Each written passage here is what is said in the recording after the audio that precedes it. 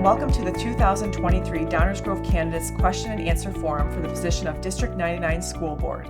My name is Amy Gasson, a longtime Downers Grove resident and member or president of numerous Downers Grove boards, commissions, and/or societies. The forum organizers, Tom Schroeder and Hillary Dank, would like to thank the candidates for attending today so that voters can learn more about them and their campaigns. They'd also like to thank the Village of Downers Grove for agreeing to air this forum on the Village's Channel 6 cable station and also on their YouTube channel. The genesis of this forum is nonpartisan, has no sponsors, and is purely an attempt to learn about each candidate through this question and answer forum. There are also no audience members present, so questions and answers can be heard clearly without any interruptions. The goal is to inform voters and encourage everyone to vote in this important election. The questions being asked today are a product of the organizers reaching out to a dozen different Downers Grove groups soliciting questions. Every attempt was made to address the pressing issues facing our community. If an issue the voters care about is not addressed, we encourage voters to reach out to the candidates to ask those questions directly. The candidates have received these questions along with the rules in advance of today's forum. The candidates are sitting in the order of how they appear on the election ballot. Each candidate will give a 2-minute introduction. I will then read 7 questions one at a time. Each candidate will be limited to a maximum of no more than 90 seconds to answer each question. We ask that candidates please adhere to this time, as answers extending past this allotted time will be edited out. Candidates will then have 2 minutes for closing statements. Now we will begin the 2-minute introduction, starting with...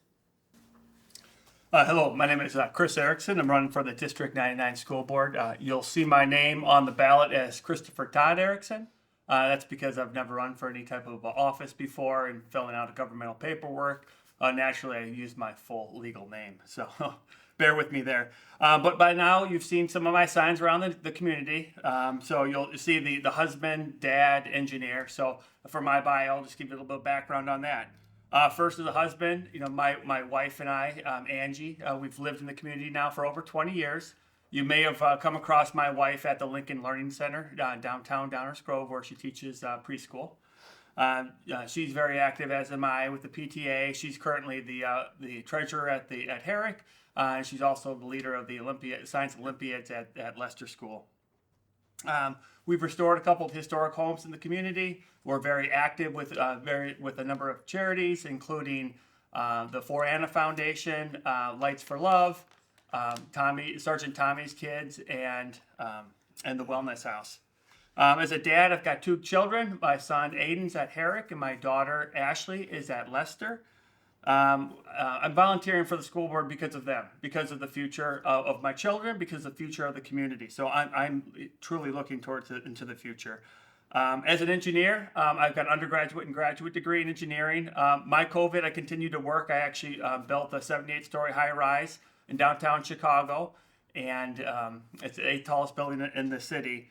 And in being a construction manager, you're restrained by time and by schedule, and so I'm experienced in managing projects and managing budgets, and that's certainly an attribute that I'll bring to the board.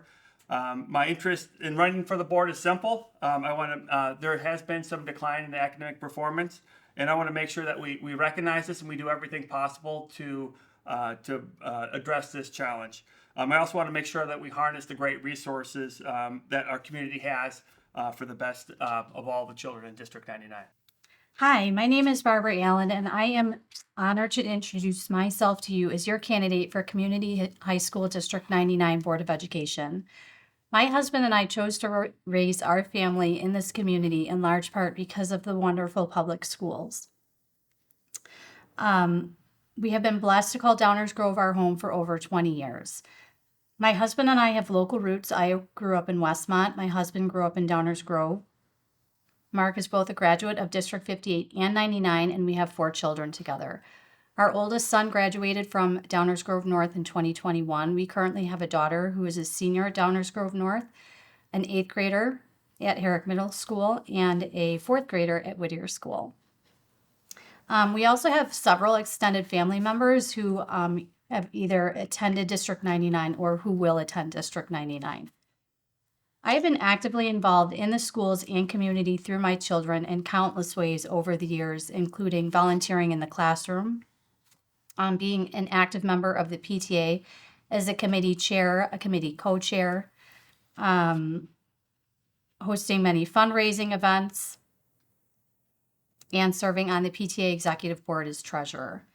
I have also been a lunchroom supervisor, hosted several cross-country meets, helped out with the DGN staff holiday luncheon. I am a member of the District 58 Policy Committee, and I have taught RE at St. Mary of Goshen for several years. I'm sure I missed a few things. There have been so many opportunities to be involved in the community over the years. In the many years as a parent, I have paid attention to both our District 58 and District 99 school boards because I have children in both districts. I came to recognize the need for vested representation on the D99 school board.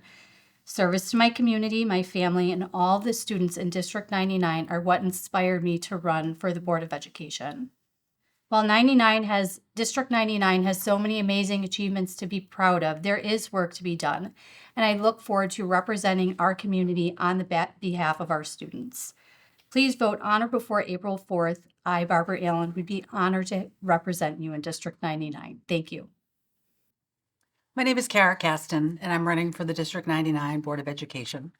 My husband Sean and I moved to Downers Grove 15 years ago with our two daughters, Gwen and Audrey.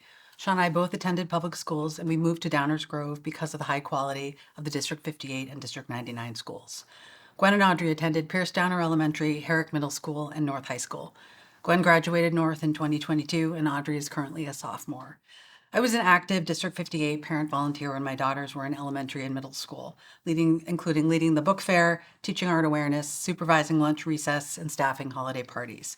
In recent years, I've supported the District 99 community in a variety of ways. I've taken advantage of parent volunteer opportunities related to sports and the band, which my daughters are and were involved in. During the 2021 school year, I was part of the core planning committee that guided the development of the latest District 99 strategic plan. The 12-member committee was comprised of parents, teachers, and students. I have worked in the corporate sector for over 20 years, the past 9 in the insurance industry. I am currently in a leadership role at Kemper Insurance. I have proven experience making database decisions, managing people, earning the trust of my colleagues, collaborating with people across the organization, adapting to change, and getting things done. Giving back to the community is what inspired me to run for the District 99 Board of Education. We are so grateful for the support our family has received since our personal tragedy 9 months ago. I'm also running to continue the legacy my daughter Gwen started during high school. Gwen and 2 of her friends created the Empowerment Club at Downers Grove North to foster civic engagement among their high school peers. By Gwen's senior year, it was the largest of the 60 clubs at North High School. As a member of the D99 Board of Education, I would help ensure that all voices in our community are represented in board discussions and votes. All students feel welcome in D99, all teachers and staff feel supported and respected, and all community members feel heard and engaged. Hello, my name is Dana Cox, and I'm your school board candidate member for Community High School District Board of Education, District 99. I am a 16-year Downers Grove resident. My husband and I, Steve, moved here 16 years ago for the high quality public education. He grew up in the District 99 community. He is from Oak Brook. My mother-in-law still lives there today. She is a 50-year resident of the town. We definitely wanted to have our kids and raise our kids here. And we have 3. My oldest is 14, Stephen, and he will be at Mount North next year as a freshman.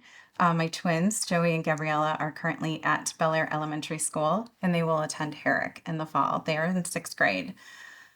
I've been very active in the community as well over the years. I have been a PTA board executive member, and I've given countless hours and time and energy and happiness to the students at Bel Air Elementary School. I definitely come from a management background, and I have executive managerial skills and also in marketing for a oral surgery practice. I bring forth analytical skills. I'm a collaborative team member, an avid listener, and I definitely have a joy for helping others. I look forward to serving on the school board for District 99 to make a difference and bring a fresh perspective to the community. Thank you. Hi, my name is Don Renner, and I'm a resident of Downers Grove since 2010, along with my wife Heidi. We're raising our 3 daughters here in Downers Grove. My oldest daughter, Hannah, is a sophomore at Downers Grove North. Rebecca is a sixth grader at Hillcrest, and Caroline is a fourth grader at Hillcrest. I previously served on the Board of Education from 2015 to 2019. And during those 4 years, we had several major accomplishments. First, we hired Dr. Thiele as a superintendent. And second, we passed a successful referendum of $136 million, transforming Downers Grove North and Downers Grove South high schools. Very proud of that legacy. I've been actively involved in our community since I joined the Downers Grove community. Prior to serving on the Board of Education, I served on the District 99 Education Foundation, raising funds to support the mission and education of D99. Since 2019, I've served as the treasurer of the Roadrunner Soccer Club, growing that club to its highest membership in its history, and just last year forming a relationship with the Woodridge Park District, expanding our borders beyond Downers Grove for the first time in club history. Over the past 2 years, I've served as the president of the Grove Express Foundation, taking over the 5K race from the Bonfield Foundation. And over those past 2 years, I'm proud to report that we've raised over $250,000 for D99, D58, and other educational opportunities in the community. Professionally, I'm an attorney and I represent school districts. I counsel them with regards to their budget and levy process. So I bring a set of skills and expertise that none of the other candidates do for the Board of Education. Thank you. Hi, my name is Ken Dawson, and my wife Donna and I are 24-year residents of Downers Grove. I was born and raised in Chicago. My mother was a 40-year elementary school teacher in High Park. My father was chairman of the counseling department at Wright Junior College, and his brother was the founding principal of Whitney Young High School. So I would say this education thing is in my blood. I've also bring corporate experience, 28 plus years of corporate experience, corporate treasury and operations management experience at the corporate headquarters of Waste Management when it was in Oak Brook, as well as McDonald's Corporation and Lifetime Fitness. I bring also not-for-profit experience, over 10 years on the board of directors of BBF Family Services, providing education programs and family support services to over 4,000 children in Chicago. And most importantly, for 12 years as an active parent in our school system. Our son, Brian, attended Kingsley Elementary, O'Neill Middle School, and graduated from South High School in 2018. He was very active in high school, participating in many plays, and he was a 4-year varsity swimmer. After completing high school, he went on to College of DuPage and then completed his 4-year degree at the University of Southern California this past May. This is important not because I'm a proud father, but more importantly because he's a product of our excellent school system. I look forward to having the opportunity to give back and make sure this pipeline of success is available for all future students in both of our high schools. Thank you.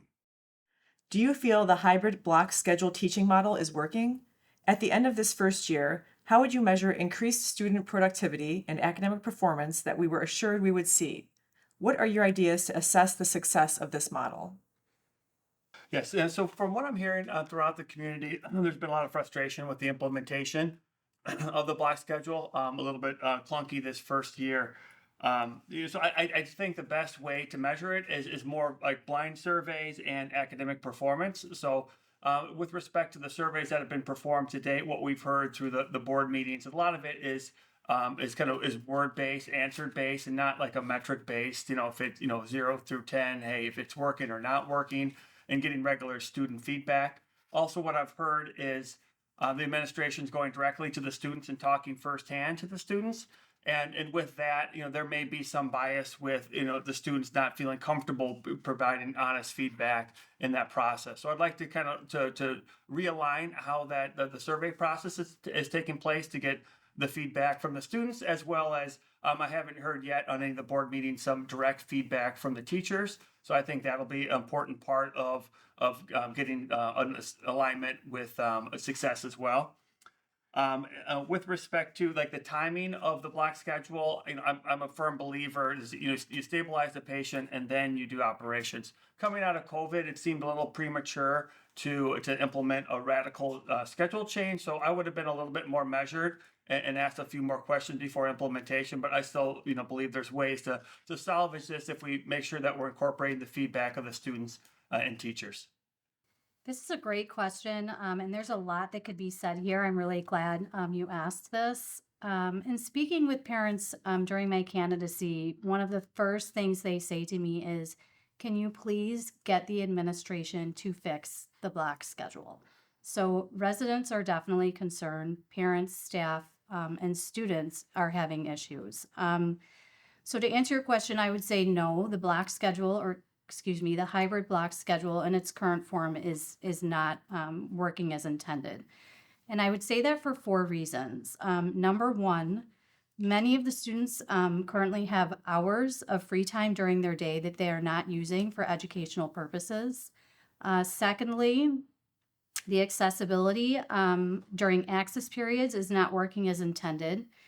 Third, staff and parents have expressed their concerns that students with IEPs and 504 plans are having a particularly difficult time with the hybrid block schedule. And fourth, and probably most importantly, there are security issues with accounting for students during the school day. I would say that, the district is already comparing academic data from previous years to this year, but we need to do more. Administration, including the chair of each department, should assess the schedule and give their recommendations. Honest assessment of the benefits and shortcomings of the hybrid block schedule should be a priority, and a better evidence-based schedule should be put forth in August of 2023.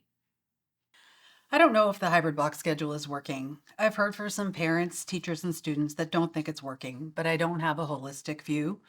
I do support the objectives of the new schedule, which are to increase instruction time for each class 1 day a week on the block days, late start every day, opportunities for students to get extra help, a schedule that more closely resembles post-high school schedules, and professional learning opportunities for teachers. The 2022-2023 school year is the first year the hybrid block schedule has been implemented, and D99 is already making adjustments to it in the second semester. If elected to the school board, I'd get input from all relevant stakeholders and review the process against the goals to decide if and what changes need to be made. Measuring the effectiveness of the hybrid block schedule may highlight ways that the Illinois scorecard could be improved to better assess students' academic performance and success. Unfortunately, I do not feel that it's working as designed, as initially felt that the hybrid block schedule would be beneficial. It could. I do feel that the administration is listening. They are making adjustments already, but it was one of the reasons that I am running for the district school board today. When I heard last year that they were going to be doing this, coming off of a pandemic and reducing instructional time learned for students in the classroom was extremely alarming to me. And not having a really great set schedule for all students.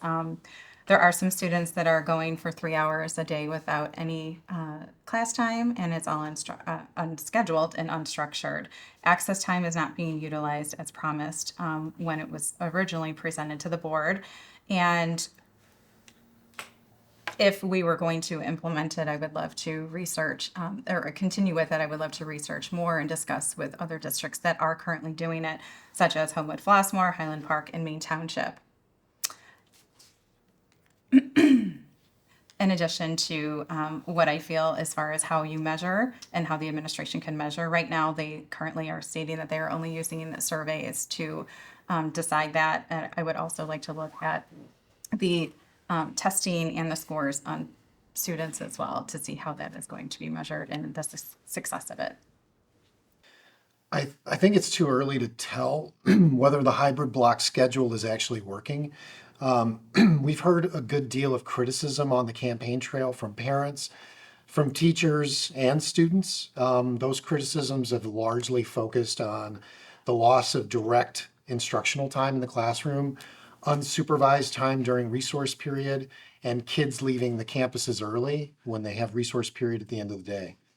I think this summer, after a full year of the hybrid block schedule under our belts, that the Board of Education should take a really hard look at whether the hybrid block schedule is achieving the original results that were intended by the D99 administration.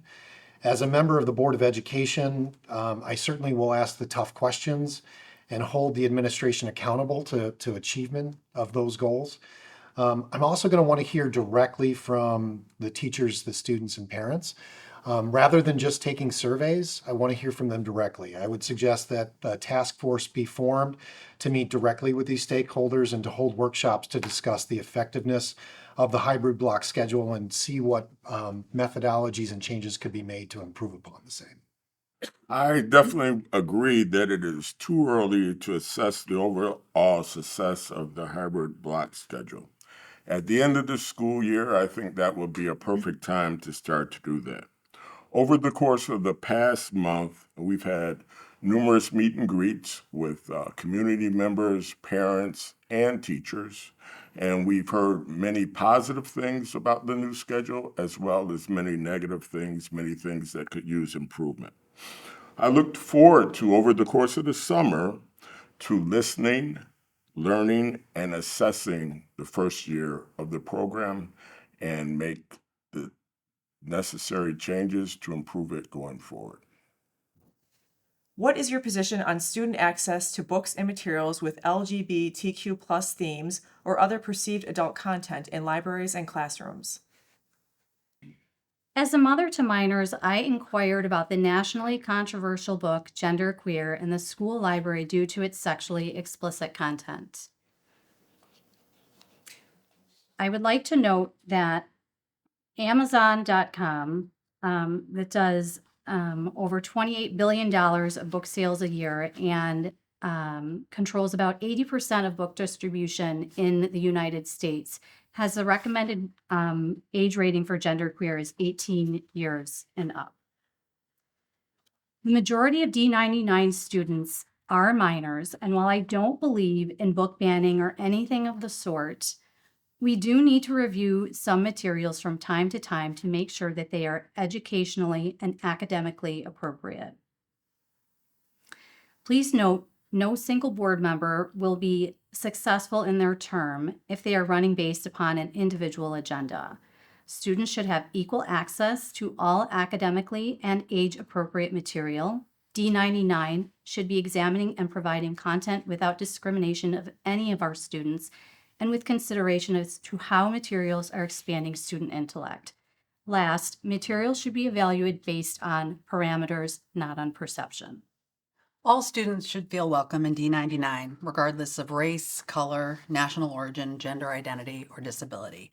This means seeing themselves represented in the curriculum and in books in the D99 libraries. The curriculum and library books are selected by professional educators. Teachers in D99 have 15 years of experience on average, and 85% have a graduate or master's degree. So we need to continue to support and trust them to educate our students so they graduate equipped to realize their potential and positively impact the community and the larger world. This also means that students need to see themselves represented in the teachers, staff, and administrators and extracurricular activities. The diversity of D99 is an amazing opportunity for students to develop understanding, respect, and empathy for others. This is evident in the dozens of student-led clubs at D99, including the Black Student Union, the Latinx Student Union, the Asian American Pacific Islander Student Union.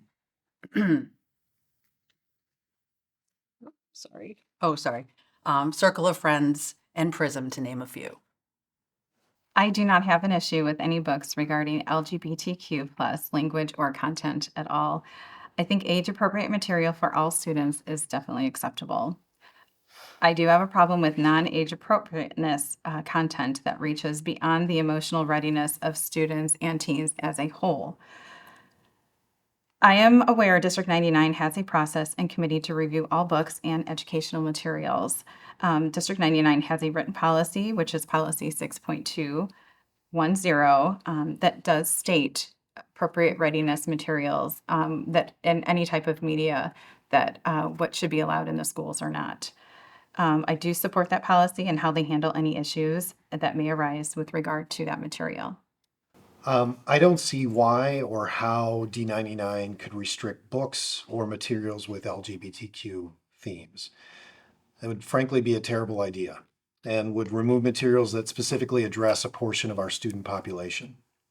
Kara, Ken, and I are strong proponents of diversity, equity, and inclusion, and restricting these materials would be in total violation of D99's initiative. We also are strongly opposed to banning content in our libraries. We trust educators to provide suitable content to our children and would not look to inject parental control over content within our libraries or classrooms in this regard. Our position in this regard is quite distinguishable from some of our opposing candidates. Censorship is wrong, and injecting one's own opinions as to which content to remove is a slippery slope. Ken, Kara, and I would never support censorship or banning books at D99. Kara, Don, and I believe in education for all students in District 99.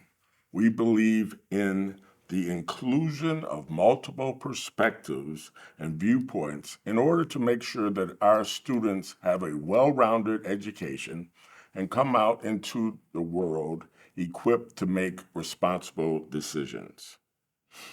We are really focusing on providing our students with a caring, student-centered learning environment. There is absolutely no place for book banning or censorship in D99. Yeah, so I got interested in the school board because I was concerned about the proficiencies and academic performance, and the fact that reading proficiency across the district is less than 50%. I think the kids should be actually reading more books. I talked with when I saw this question, I was speaking with a D99 student, and I asked her the last book she read at school or what it was. It took her about a minute to remember the one book that she read last semester. So I think there's definitely an area for improvement there.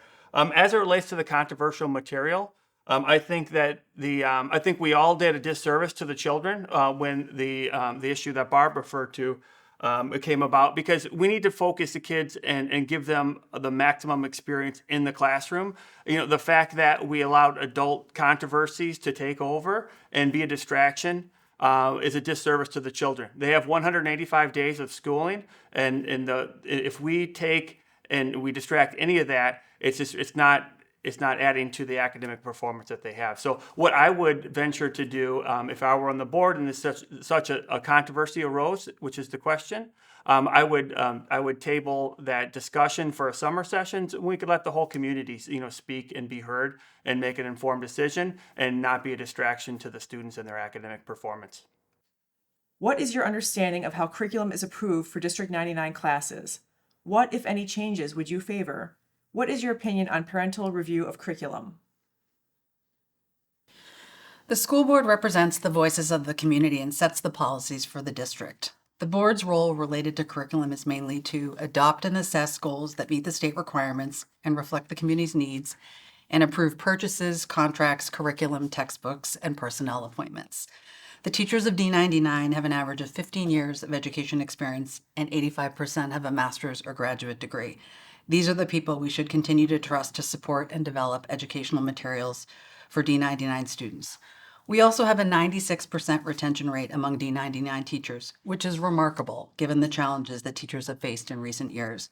Parental review of curriculum would be detrimental to D99. It would make it difficult to retain and attract top teachers. It would damage the reputation of D99, deterring families from moving to our community. If the argument is because tax dollars pay for public education, then the community made it clear that D99 is putting tax dollars to good use by voting 62% in favor of the 2018 referendum to fund capital improvements at DGN and DGS. There is definitely a process of how curriculum is chosen and approved by the Board of Education. It states that the board will adopt curriculum instruction upon recommendation of the superintendent, a curriculum that meets seven standards outlined by the district. I do not see a need to make any changes to this board policy. I feel that it is appropriate to allow parental review of curriculum materials should there be any questions on the scope and sequence outlined in District 99 to that of parents and stakeholders in the community. The D99 administration and D99 staff set the curriculum for D99. The Board of Education has a role in approving books used in classrooms, but in large part, The overall curriculum of D99 is set by the administration and not the Board of Education. I'm not in support of the BOE taking any larger role in the choice of curriculum than it presently possesses. I think that would be a mistake. None of the BOE members have degrees in public education, much less PhDs and masters like our administrators and teaching staff. While parents can comment and provide feedback on curriculum for D99 and the Board of Education will echo and voice those concerns, they have no role in the actual selection of curriculum. If the Board of Education disagrees with the overall direction of the curriculum as selected by the D99 administrative staff, the Board of Education has the authority to remove the District 99 administrators. But neither the Board of Education nor the community's parents should directly interject themselves in the selection of the curriculum for District 99. At District 99, we hire the best educators that we can find. And we have to trust that with their professional experience and education, PhDs, masters in public education, that they will develop and implement an outstanding curriculum. Our goal is to provide all of our students with a world-class education. One of the top high school curriculums and educations in the state of Illinois, one of the top high school curriculums and education in this country. This is obviously an area which will always have continuous improvement, but I am confident that we are headed in the right direction. Okay, curriculum is proposed by the administration, then the board provides consent. That's kind of the process that exists. And the administration, they get their curriculum based on state and federal guidance, and also developed by teachers. I think because we're a public school, I think it makes it our responsibility to be abundantly transparent. And I don't think there's any issue with actually making that information known to the community so they can see it firsthand. They can understand what the reading lists are, what the curriculum is. Parents should have full access to that, and it should be made. And further, with that transparency, any concerns that the public does have, that should be seen and known, and the reactions to that be also known. Just so without transparency, whether right or wrong, people are going to draw their own conclusions. And so we might as well provide them with the most information to avoid any controversy. And should it arise, that's where the Board of Education can intervene.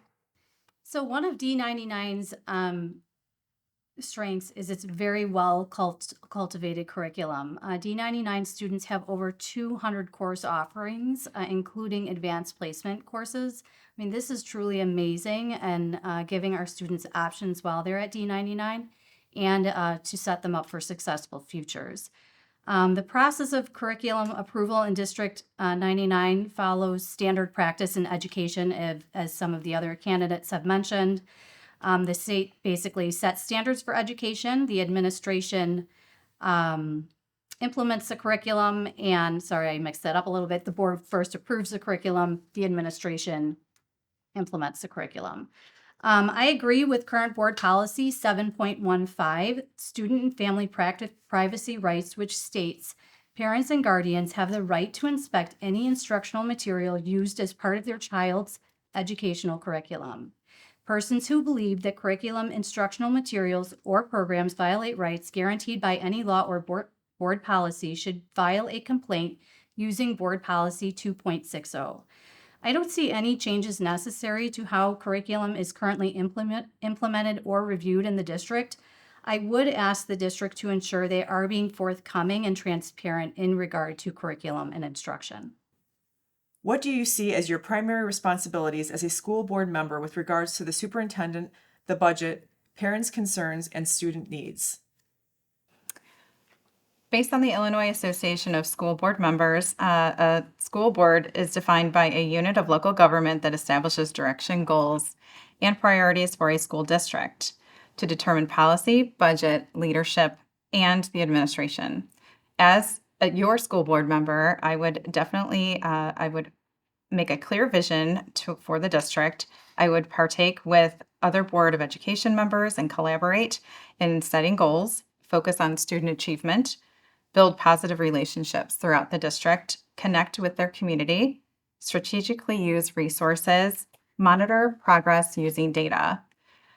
School boards are there to ensure that school districts are responsive to the values of the community, beliefs, and priorities as a whole, and not for a single constituency. Decisions are made only by a majority of a vote at board meetings by the school board. I would definitely work with the current Board of Education members to listen to the community, to provide feedback to the administration, and ask the tough questions, what we are looking for as a whole.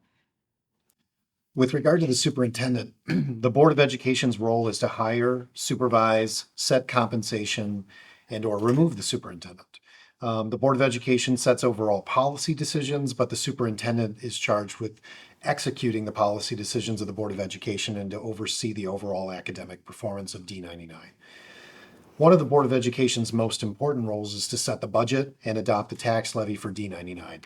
This is probably the most direct and primary role of the Board of Education.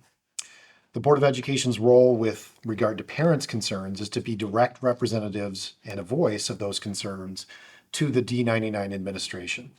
A healthy and strong Board of Education should engage the parents, listen to their concerns, and communicate those concerns to the D99 administration to react and respond to those concerns. The Board of Education's role with regard to student needs is to ensure that our students are safe and secure first and foremost. That's the top priority. The Board of Education should set policy to ensure that all students have a voice in the education and curriculum, that we hire administrators and staff that are diverse and are representative of our student body, and that we have access to a diverse set of extracurricular activities for our students. As a member of our school board, it is my responsibility, my number one responsibility, my foremost responsibility to make decisions which are in the best interest of our students. Second, to make decisions which are fiscally responsible. Third, ensure that the superintendent is setting the proper curriculum and we are in alignment on the curriculum's goals and objectives. Fourth, ensure metrics are in place to track the progress and hold people accountable for the results. And fifth, serve as a liaison for the community, for the parents, and for the teachers so that all of their concerns are heard and addressed. Yeah, so the responsibility of the school board for the superintendent is to provide guidance, to challenge them, to improve the district, and redirect resources as necessary, and act in the best interest of all the students. As it relates to the budget, the board it needs to work within limited taxpayer resources and budget and be financially fiscally responsible. This is where I'm uniquely qualified for the board because of my career, successful budget and financial management. That'll be my unique role where I can fit in. The students, it's very important for them to be heard and be protected as well, and for the parents to give them an opportunity to speak, to be heard, and to make sure that we're acting in response to the feedback that they provide. It often, parents will speak at a board meeting, and it's important that the board hears that, they reverb that, and come up with new action items when they hear new and unique items that are brought to the board. Per the Illinois Association of School Boards, the function of school boards today remains the same as it did since its inception, to provide local citizen control over public education, representing the community and its aspirations for local schools. It is the responsibility of school boards to hire the superintendent. The superintendent oversees the district, and the board approves or does not approve superintendent's recommendations for the district. This is just a very basic role of how these things work. I would like to thank all current and previous board members who have served in District 99. Your role is essential to our community, a lot of work, and often a thankless job, including the fact that school board members are an unpaid elected position. I take the role of school board member very seriously, and if elected, I will dedicate myself to representing all stakeholders in the district by doing the research, asking the questions, holding the district accountable, and being transparent with stakeholders. The school board hires and supervises the superintendent. The school board approves the budget so that D99 can pursue its goals. The school board represents the voices of the community, including parents, teachers, and students. In order for the school board to function effectively, so D99 can fulfill its mission to graduate students so they are equipped to realize their potential and positively impact the community and the larger world, there needs to be mutual trust and respect between the school board, the superintendent, and the community. What do you feel is the best academic performance means or metric for assessing student and district performance to ensure that all students have the tools to learn? What can we do to address dropping scores of marginalized students? I think it would be presumptuous of me to suggest that I know and understand what metrics should be utilized to best measure student and D99 academic performance. As a Board of Education member, I would rely on the experts in public education, our D99 administration and staff, to identify the best performance metrics. Now, the achievement gap for minority students and students of lower socioeconomic means within District 99 is a real issue. I don't have the answers for how to minimize that achievement gap, but I will strive to raise these concerns with the D99 administration, explore answers to those solutions, and to ensure that we provide the resources necessary to address the solutions as identified by the D99 administration and staff. I do not have the answers to how to improve declining test scores at D99. I do not also have the answers to how to improve declining test scores across the state of Illinois or across the country. But it is definitely a trend that we are all experiencing. What I do have is a desire to listen, to learn more about these challenges, and to identify the best performance metrics for assessing and developing ways to improve our students' overall performance and our district's overall performance. And so if future success is the best metric to judge, but unfortunately we don't have, can't look into the future, and we don't have a great deal of postgraduate information. Therefore, what we do have is academic proficiency, the ability of a child to read, write, and do math at grade level. That's the best metrics that we have. And unfortunately, that has been in decline even before COVID.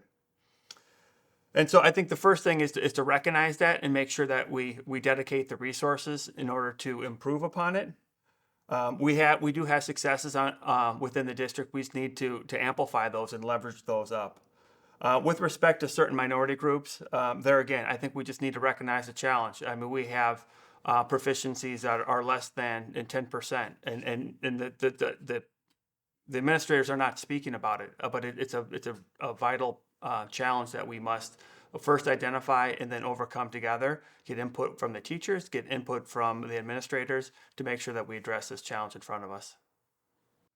According to the Illinois State Board of Education, test scores in the district have been declining for several years, and of particular concern is the rate of students who are not meeting standards that is increasing. First, the district should evaluate current practices and identify where changes are necessary in regard to district performance. Second, I believe an individualized approach for our marginalized students to support them on a positive path forward. But I would also look to our professional educators, of course, to form focus groups of counselors, teachers, and administrators to evaluate current practices and present the board with their recommended approach. And last, I would recommend that our administration is making sure to outreach to that is engaging parents and guardians in the education process. Given the diversity of students that public schools serve, including District 99, I don't think there is one metric for assessing student and district performance. The Illinois Scorecard attempts to measure public schools across two key dimensions: academics and student success. The five academic metrics comprise 75% of the scorecard, and the student success factors comprise 25%. I don't know the process or timing for updating the Illinois Scorecard, but it's worth exploring whether the right outcomes are being measured. For example, District 99's graduation rate is 94%. However, the transition program counts against this score. Regardless, District 99 made the decision that serving this population is the right thing to do for our community. English and math scores are declining in District 99 overall and at a higher rate for specific groups. One example is African Americans in math. This is definitely an issue that needs to be addressed, but is also happening across DuPage County, the state of Illinois, and the nation. If elected to the D99 school board, I would want to understand the root causes of this decline and come up with a feasible solution to address the issue. One factor is that students are planning to go to college have two test options, the SAT and the ACT. Taking the SAT is a D99 graduation requirement, and students take it in April of their junior year. Students that opt for the ACT or even the SAT may have taken the test earlier in the year, so they may not be giving the DGN test in April their best effort. Additionally, many colleges are making tests optional or not requiring them at all, so students may decide to focus their efforts in other places. As your school board member, I would certainly look toward the administration for assistance in trying to base these metrics. I am aware of the drop in test scores and throughout the district. I am especially concerned with Downers Grove South versus Downers Grove North. Their proficiency is much less than Downers Grove North in ELA and reading. Student performance can be measured using a variety of benchmarks, including your grade point average, their high school graduation rate, annual standardized tests, college entrance exams, SAT or the ACT scores. As a board member, I would definitely look toward, again, the administration and our teachers and educators for the best measures to utilize and definitely seek input, even from other districts. Be resourceful and network in a variety of ways to see how we can increase academic success for the students in 99. How should the school district address the increased mental health needs of our students? The mental health needs of our students and the safety of our students is always our number one concern. We have to ensure that all of our teachers, support staff, and professionals are provided with the resources and support they need on a daily basis to continue to provide for our students in a safe, caring learning environment. Total consideration must be given to the health of all of our students and their families, all of our teachers, support staff, and their families as well. So for the good and welfare of the mental health of our students, I have three priorities. The first of which is to quit making changes. Two, quit confusing our kids. And three, consider screen time policies. For quit making changes, as I mentioned before, the modified block schedule coming off of a pandemic, which already introduced enough mental health challenges, it just created more of a challenge for the students returning to the classroom full time. And also it provided an opportunity for those that are struggling to kind of escape and get isolation with the increase in at the access period, so they can just kind of disappear. It's quit confusing our kids. Is that like all the political influences that you hear in the world these days? We just need to keep those distractions away from our children and not allow it to be a distraction in the classroom and to compound mental health challenges. And then finally, prior to the pandemic, most of the public health reports as it relates to students and teens was the negative effects of screen time.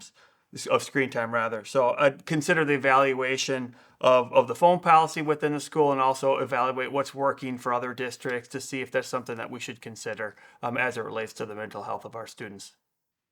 The best way to address mental health in our schools is to make sure our students know that they are cared for, they are welcome, and they feel safe. Through these, I would also say that speaking to our students in an individualized way, we are able to reveal more about our students and figure out the best ways to help them. Through these conversations, we can better understand who needs more assistance and provide the necessary support through our deans, counseling staff, and of course, we must ensure we are engaging parent and family support. Considering the rise in mental health issues, a thorough review of how D99 is currently addressing mental health needs should be completed and necessary adjustments should be made. D99 also recently increased our SEL budget, so I would also look to make sure that those funds are being spent appropriately here. The need for mental health services far outweighs the supply at high schools across the country, given the numerous challenges including school shootings, social media, and COVID, to name a few. If elected to the school board, I would want to know the types of mental health issues D99 students are dealing with and hear from the counseling staff at what the most effective ways are to support students with available resources. This could mean some counselors are assigned to small groups of students that are most at risk. Other counselors might work with larger groups of students that need support on an occasional basis. It could also mean that D99 partners with community organizations to provide specialized services that D99 can't offer. I only have a general understanding of how the D99 counseling department operates, so these may be things that D99 is already doing or that may not effectively address the mental health needs. The state of Illinois allows students to take up to 5 mental health days a year, acknowledging that mental health is an issue that all students struggle with to some degree. However, this counts against D99's attendance record and is another example of how the Illinois State Report Card may not be accurately measuring desired outcomes at high schools.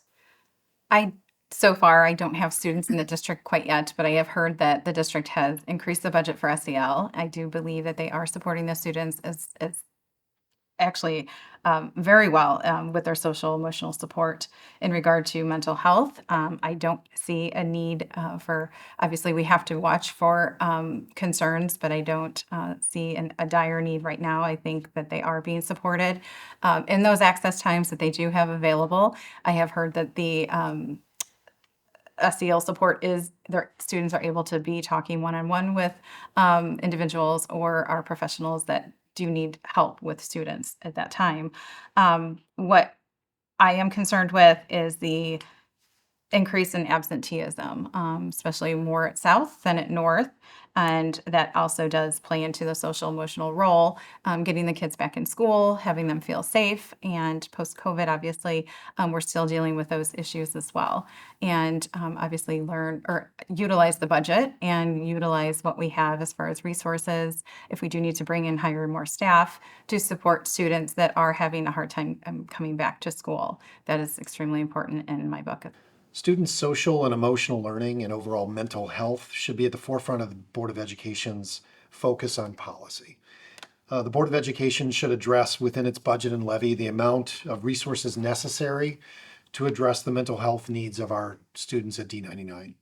One of the benefits of a hybrid block schedule is that the student resource time and the ability to grant access to counselors and psychologists for students who need access to the same.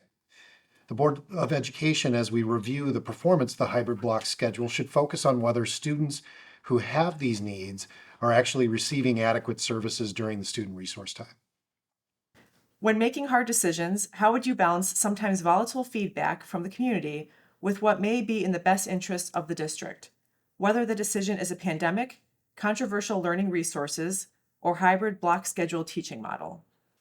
So as an engineer, construction manager, I live in a world that's restricted by time, money, and susceptible to controversy every single day. And not a day goes by that I don't have a consequential decision to make. Sometimes it's staffing related, sometimes it's schedule, budget, design, or governmental. But my tools to success that I found professionally is to listen. To really listen. Echo back what I'm hearing, and demonstrate balance. That's something that I would do on the board as well, making sure that the community and my board members, as they're speaking, to hear them, to echo back. If a creative idea is brought up in public comment, I would echo it back and bring it back into new business. And I recognize they got to balance all these challenges and work as a team to deliver the best for our students in District 99. I would look to minimize controversy in the district by improved representation, increased transparency, and communication. Outward frustration by the community could have been avoided in all mentioned situations if they were properly handled by the district in the first place. When stakeholders are not being adequately represented, the natural result is negative feedback. Looking at the hybrid block schedule, for example, approved in March of 2022 to begin in August of 2022, our students and staff went from one disruption to the next without a chance to regain footing with a stable, proven schedule. Staff was not given adequate time to prepare, and students don't even remember what a well-structured schedule looks like. Last semester, there were over 554 email inquiries to the superintendent, the Board of Education, and both principals regarding the hybrid block schedule. This is several emails a day. Parents are voicing frustration because they are not being heard. Not only do we have discourse, it is one of the factors contributing to declining enrollment in the district. It is paramount that our district better represent D99 with transparency to avoid future missteps and controversy. Stakeholders have spoken. They do not want more of the same. They want fresh perspectives on the board. If elected to the D99 school board, I would work to restore trust, respect, and understanding between the community and the D99 board. This is a big task, but there are some ways we can start down this path. One is to make sure that information that is being shared among the community is reputable and creating an accurate picture of what is going on at D99 and providing context for how D99 compares to other schools regionally, statewide, and nationally. This also means raising community awareness of top sources of misinformation. Misinformation is a huge issue in our society today, and we need to show students how to identify reputable sources and stop passing off each other's information as truth or picking facts to support a particular narrative. Second, regardless of what the issue is, we need people on the D99 board that have experience working in teams to accomplish shared goals. Those of us candidates that have this experience know that it requires aligning on the objectives and outcomes, relying on data and experience, engaging stakeholders, testing and learning, and measuring and correcting along the way. If we elect people on the D99 board that take this approach to problem solving, then the D99 board should be able to handle any issue. Third, I think there should be more interaction between the D99 board and the community outside of monthly board meetings and workshops. This could take several forms, including board members sitting in on D99 classes and attending extracurricular activities, conversations on a regular basis with teachers and community members, and conversation with school boards that feed into D99. When it comes to making difficult decisions, as a board member, I will use my expertise in my professional skills with having to deal with any unhappy patients in the medical field. Believe me, that is highly regulated field. So if anybody is unhappy, I've always been an avid listener. I would work with a team, our fellow board members, to make sure that we are hearing the community and hearing parents and stakeholders for what is really bothering them or what these issues, where they are arising from. Educate, provide, and extend out to our resources so that we may be able to tackle this issue and tackle the problem as a team of Board of Education members. We may not all agree on everything, but we do need to listen to every side and make sure that we can collaborate together and keep the best interests of the community and students at the forefront of our decision. How would I balance sometimes volatile feedback from the community with what may be in the best interest of the district or of students in the district? Well, I think the simple answer is that whatever is in the best interest of the students should always be the measuring stick for the Board of Education when making decisions. Ken, Kara, and I will always be transparent in our decision making, and certainly will seek input from our stakeholders, but all policy decisions will always be focused on what is in the best interest of all students at D99, plain and simple. Our role as a member of the board is to make decisions which are in the best interest of our students.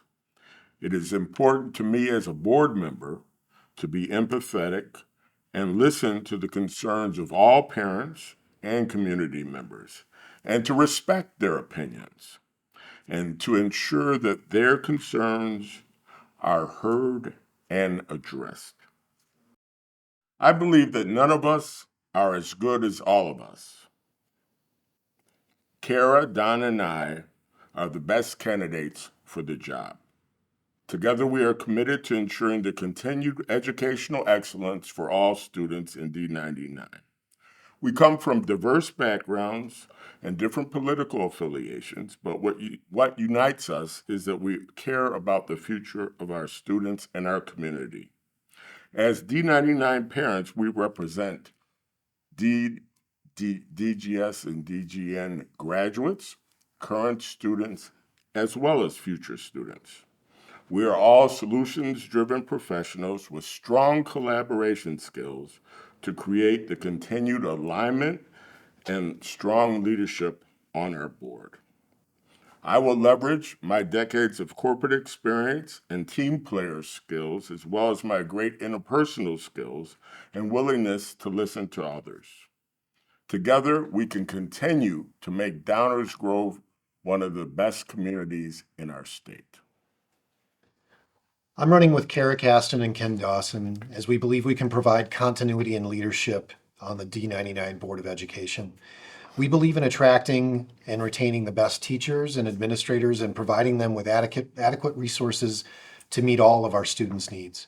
We believe in diversity, equity, and inclusion, as all students at D99 deserve a voice. We don't bring any hidden agenda. In fact, what we do bring is proven leadership, dedication to community service within Downers Grove and the community district community, and professionals. We're all professionals willing to collaborate and listen on the Board of Education. So remember on April 4th to vote 365, vote Caston, Renner, and Dawson. Thank you. If I am elected, along with Barbara Allen, you can count on both of us to ensure that your student, your children, and our community are in the forefront of our minds when we are at every Board of Education meeting, making tough decisions and asking difficult questions to the administration. How to increase test scores? How can we collaborate and be more transparent to our community? And we definitely want to work with other fellow board members to ensure that they're all receiving, our community is receiving the highest quality of public education that Downers Grove North and South has always been known for. Our stakeholders will also be represented, and we would like to keep the big politics out of our schools so our students may focus on academic excellence. We are nonpartisan. We are not affiliated with any political group. And we can also make sure that we are going to do the right thing for your children, your students, and ours. We will also focus on accountability for the entire community. Remember on April 4th to check the box for number 2 and number 4, Dana Cox and Barbara Allen. School boards are elected to represent the voices of the community and set the policies of the district. No single member of the board has legal authority, and the board may only make decisions as a 7-member board. Therefore, in order for the board to function effectively, members must put their personal and political views aside and have the best interests of students in mind in all discussions and decision-making. Additionally, board members need to have demonstrated the ability to use accurate data to inform decisions, listen to other perspectives, collaborate, earn trust, adapt to change, and accomplish shared goals. My professional success proves that I have these qualities. On the volunteer side, I have worked productively with D99 administration, teachers, and staff over the past 5 years since my daughters have been in high school. I'm proud to be one of 3 candidates, along with Don Renner and Ken Dawson, that has been supported by both the teacher and support staff unions of the Downers Grove Education Association in this election. All 6 candidates applied for this distinction. Other candidates in this race have threatened to sue District 99, called for board members to resign, supported banning books in District 99 libraries, and spread misinformation about D99 test scores. Hold candidates accountable for their actions and elect the ones that are proud of their actions so that the D99 board can continue to function effectively and fulfill its mission to graduate students who are equipped to realize their potential and positively impact the community and the larger world. I hope, based on what you've heard tonight, you will vote 365 for Kara Caston, Don Renner, and Ken Dawson. As a continuously involved parent and resident with over 20 years of active involvement in the community, including many very personal connections to D99, I'm uniquely qualified to understand the achievements and challenges in the district. I am collaborative, transparent, pragmatic, and dedicated. I will utilize my substantial experience as a current and future parent in the community to ensure all students in the district are provided equal opportunities for an excellent academic foundation and high school experience that will serve them in their formative years at District 99 and beyond. I, Barbara Allen, and my running mate, Dana Cox, would be honored to have your vote on April 4th for District 99 Board of Education. Check the box for Allen and Cox. Thank you for listening. Thank you for this forum. So the question is, why me? Well, I'm the only independent in the race. I'm not a politician. I'm not backed by any political party. I haven't accepted money from any special interest.